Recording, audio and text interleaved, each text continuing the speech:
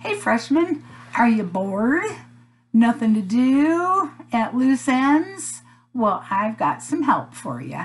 Today we're going to start reading a play, and this will entertain you and get rid of some of that boredom.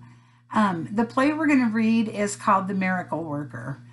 We can't continue with Romeo and Juliet because obviously I would have to explain a lot of it to you, and it's not something that you can get all on your own. So hopefully we'll get back to school and we'll have time to get to Romeo and Juliet. But we're going to start this week with a play called The Miracle Worker. Now, some of you might have already heard of this play. This is the story of Helen Keller, and hopefully you've heard of her before. Helen Keller is the girl who was, she was a normal little girl, 2 years old, about 2 years old, 2.5. She got a bad fever, and like rheumatic fever, I believe it was called. And when her fever broke, she had lost her sight and her hearing. So just close your eyes for a minute and imagine that you can't see anything. And if you keep them closed for a little bit, it's like, okay, I can imagine that. But if you kept your eyes closed for a long time and you figured, I have to go every minute, every day without being able to see, that would be a pretty awful thing to happen. And we kind of think we have it bad here, but and what's going on with the coronavirus and everything. But we can watch TV, we can play on our phones, our video games, text one another, do all the things that we do. But if you were blind, which of those things could you not do? Now, take just a minute and cover your ears. Imagine that you can't hear anything. Close your eyes, you can't see anything. So what would that be like? You would be stuck with your thoughts 24/7. You would have your touch, some of your other senses. You'd have taste, so you could still enjoy eating. You would have touch, you could touch things, but would you really understand anything that was happening? And so, if that happened to you right now, excuse me, where you lost your sight and you lost your hearing, it would be really hard to deal with. However, you would have some background information to carry you forward. You would know what things looked like, and you would know what things sounded like. And you would still be able to understand life, really. But if you were 2.5 years old and that happened to you, that's all you'd know. And it would almost be like being born without those two senses of sight and hearing. And so that would be a really, really hard thing to overcome. So this is a story. Helen Keller is her name, and her parents don't know what to do with her. She's about 5 or 6 when the story starts, and they haven't known how to teach her anything. This is back in the 1800s. People didn't know how to help those who were disabled as much as we do today. And so her parents just kind of let her do whatever because they didn't know how to explain things to her. Finally, as a last-ditch effort, they get a teacher to come help her, and her name is Annie Sullivan. And the only reason she's a teacher is because she is practically blind herself, and she has lived in an orphanage all her life, and or for a good share of her life, and she has had to learn how to cope with a vision disability. She can see minimally, but not terribly enough. She can function, but she can't see everything.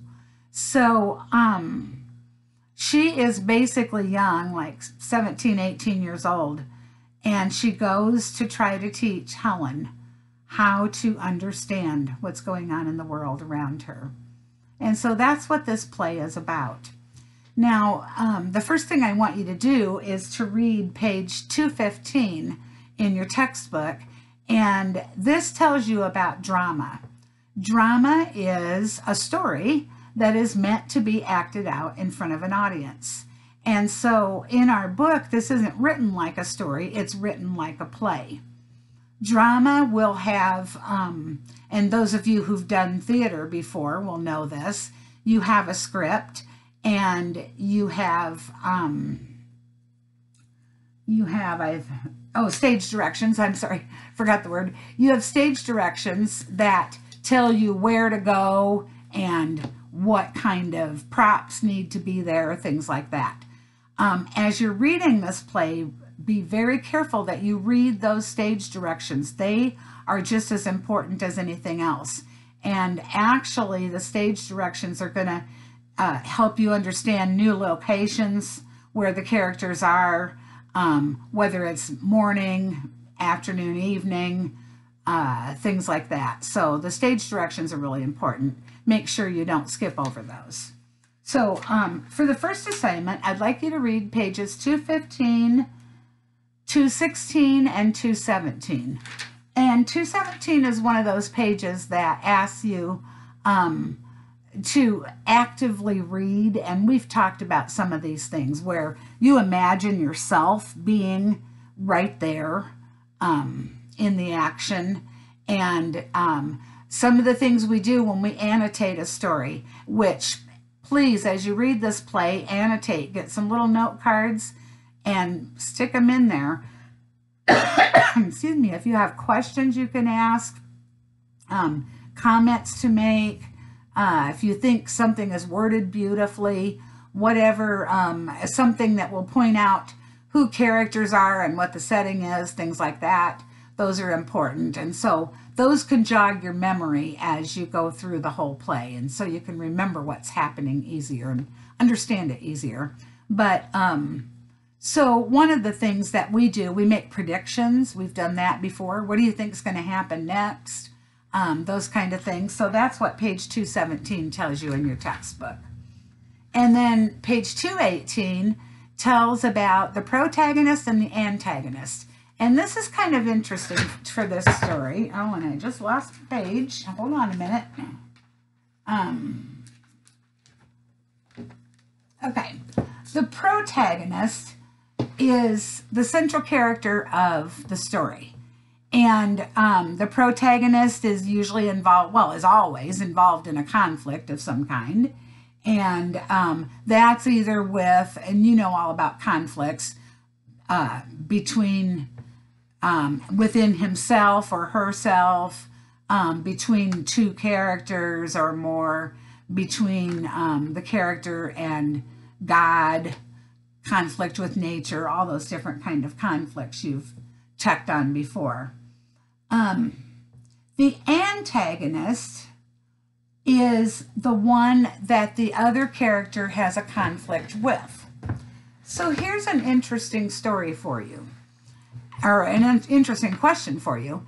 As you start to read The Miracle Worker, I want you to think about who is the protagonist and who is the antagonist. And I'll tell you, it's either Helen Keller or Annie Sullivan, her teacher. And so we're going to talk about this later. In fact, you might even write about it. Who do you think is the protagonist? Who do you think is the antagonist? And so those are good things to keep in mind too. So your whole assignment for Thursday is to read pages 215 through 218. And make sure that you know this information. I might ask you a question or two on this information as we get going here. So that'll be your first assignment for this week, and I think you're going to really enjoy this play.